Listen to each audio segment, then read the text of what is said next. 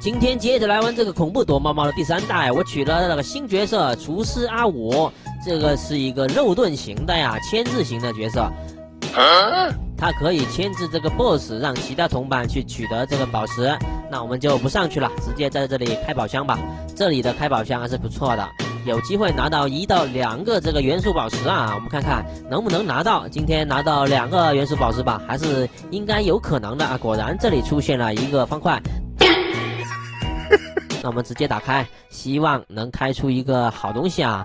但是我这个开宝箱速度是比较慢的，因为我是一个肉盾嘛，这解谜速度是很慢的。我再来看一下这个，哇，有一个凡妮莎竟然也在这里开宝箱了。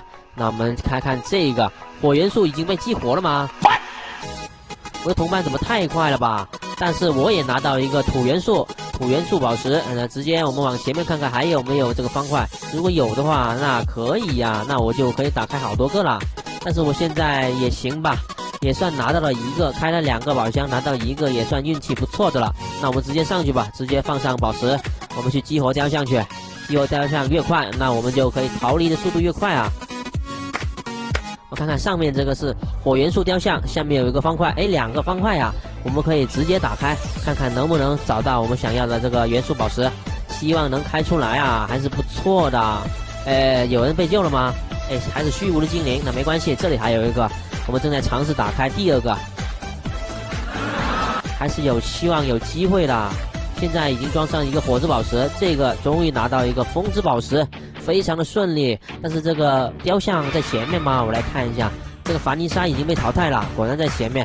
那我们就可以去激活这个雕像。我来看一下同伴到底在哪里呀？他们为什么老是被淘汰呢？很好，激活这个风元素雕像了。那现在只剩下最后一个。开不开心？千万别被打中啊！那我们赶紧下去吧，别在这里跟这个 BOSS 纠缠了。看，继续打开我们的方块。现在又变成了傀儡了，小蓝妹太惨了。水元素雕像也被激活了吗？那我现在根本不用去找了呀，厉害！直接装上这个土元素雕像激活，那我就打开大门了呀。这一局真的非常的快，我队友挺给力的，运气太好了。那我们直接打开大门，直接往大门口跑啊！跑到大门口，我们就真正的取得最后的胜利了。Nice。现在 BOSS 也不管了，我的血量很高，即使被他打中1-2下都不是问题。赶紧往前走，被卡住了，小心点啊！是不是太激动了呢？太激动，连路都不会走了。赶紧，现在离大门还有15米的距离。现在 BOSS 正在追这个乐瑶啊，问题不大，我不管他了，我直接逃离这里吧。赶紧的，取得胜。